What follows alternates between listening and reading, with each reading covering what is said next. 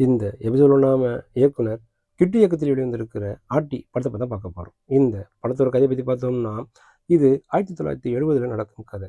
தேயிலை தோட்டங்கள் நிறைந்த மலை கிராமத்திற்கு இன்ஸ்பெக்டராக வரும் இசக்கி கார்வண்ணன் அந்த பகுதியில் எந்த குற்றங்களும் நடக்காமல் இருப்பதைக் கண்டு ஆச்சரியம் கொள்கிறார். இந்த சூழலில் அந்த ஊருக்கு ஆசிரியராக வரும் பிரவீன் பழனிசாமி மர்மமான முறையில் கொலை செய்யப்படுறாரு. இதை அடுத்து இசக்கி கார்வண்ணன் அந்த கொலை வழக்கை விசாரிக்கிறார். இந்த விசாரணையில் பல்வேறு அதிர்ச்சிகரமான தகவல்கள் வெளியாகுது.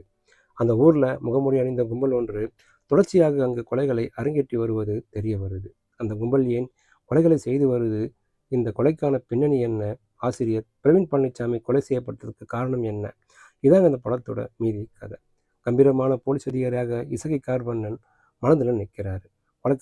காரணத்தை கண்டுபிடித்து குற்றவாளியை நெருங்கும் இடங்களில் அவரது நடிப்பு பரபரப்பு ஏற்படுத்துது. அபிநட்சத்திராவின் அழுத்தமான நடிப்பும் கவனம் ஈர்க்குது. ஆசிரியராக வரும் பிரவீன் பழனிசாமி தனது கதாபாத்திரத்தை நிறைவாக நகர்த்தி இருக்கிறார்னு சொல்லலாம்.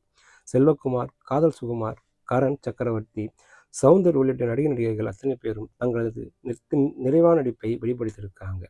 சிவி சதாசிவத்தின் ஒளிப்பதிவும் தீசனின் இசையும் படத்துக்கு பலம் சேர்த்திருக்கு. யதார்த்த கதைக்களமும் திரைக்கதை ஓட்டமும் படத்திற்கு பலம் சொல்லலாம்.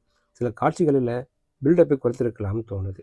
மலைவாழ் மக்களின் நாகரிகத்தை அப்படியே பிரதிபலிக்கும் அதே வேளை பெண்களுக்கான கொடுமைகளை எடுத்துரைத்து தனது சாட்டையடி வசனங்கள் மூலம் கவனம் வைத்திருக்கார் இயக்குனர்.